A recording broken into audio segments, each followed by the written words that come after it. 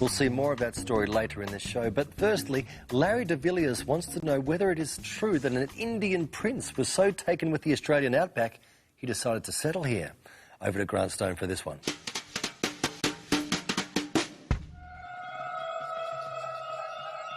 This is Chumhala Palace, India, 1967. This man is descended on his father's side from the first caliph of Islam and on his mother's from Muhammad himself. Mukram Jah is being crowned the 8th Nizam of Hyderabad. Within 30 years, he will have squandered immense wealth, left a trail of wrecked, rusting machinery, and be living in a 2-bedroom Turkish flat. This is the extraordinary story, tracked down with great difficulty by John Zabricki.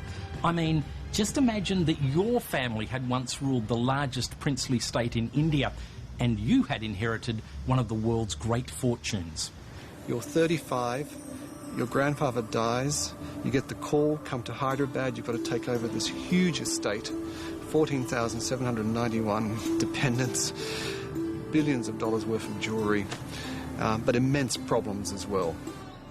From 1724, the Nizams controlled a huge area of southern India.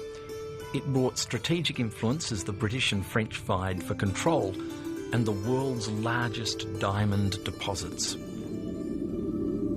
Mukram Jah was to be an exalted highness, great and holy protector of the world, shadow of God, full of light and most elevated among creatures. But he wanted none of it. 5 years later, he is driving bulldozers in the Australian outback. 1972 brought this peaceful scene.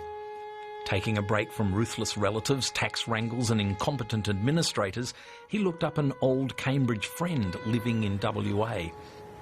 Mukram Jah, standing on the back of the ute, takes one look at the vast empty spaces and says, "I love this place. There's not a bloody Indian in sight." A friend of his found him in a 500,000-acre sheep station about 600 kilometres north of Perth.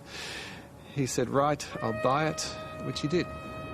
The landscape reminded him of the Indian Deccan and hunting tiger with his grandfather. But unlike his grandfather, machines, not money, were his passion. For him, it was a place where he could play with his toys, and these toys included the largest bulldozer that money could buy, amphibious tanks, some armoured personnel carriers. He would just hop on his dozer with a 6-pack of Tab Diet Cola and a bar of chocolate and a slab of cheese, which was pretty much what his diet consisted of. The Princess Ezra was less impressed with all the first names, flies and opening gates oneself.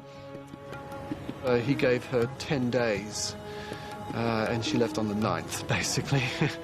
It was beneath her dignity to see the 8th Nizam of Hyderabad being called mate and Jah by the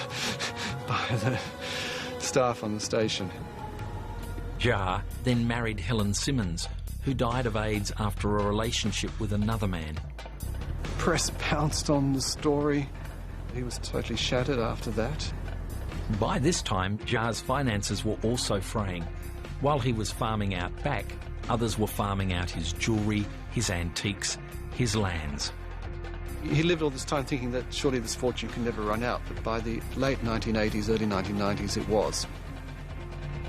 In 1996, the liquidators moved in. Diamond-encrusted dinner sets, elephant guns, all went under the hammer. The inheritance of the Nizams had vanished. Jah did too. He disappeared. One Friday, he went to his office in Perth, told his secretary, "I'm going off to the mosque to pray." He was basically never seen again.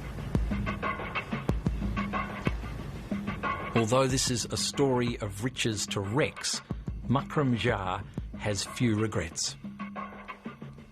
He now lives in this small flat in Turkey. It took John Zabricki months to track him down. None of the neighbours know he is the last Nizam of Hyderabad. He prefers it this way. Hello, Granders. Hey, Pete. Tell us about the prince, Grant. What a great, great story. In fact, it got intertwined with my life. My mother-in-law, when she was alive, provided nursing services and nursed herself, Helen, as she was dying. So that story I felt particularly close to. But the wealth that the man had is truly unbelievable. Did he sling you any cash at all, Grant? No, none. Nothing at all? Nothing. He wasn't a generous man, was he? He really was. I didn't know him. It's a loose connection, as they say. Thank you, Grant. Is that it? Yeah, I think that's it. Now, the segment where we turn to the expert to answer your questions that have you scratching your head. I mean, literally. Here's psychologist Mike Anderson.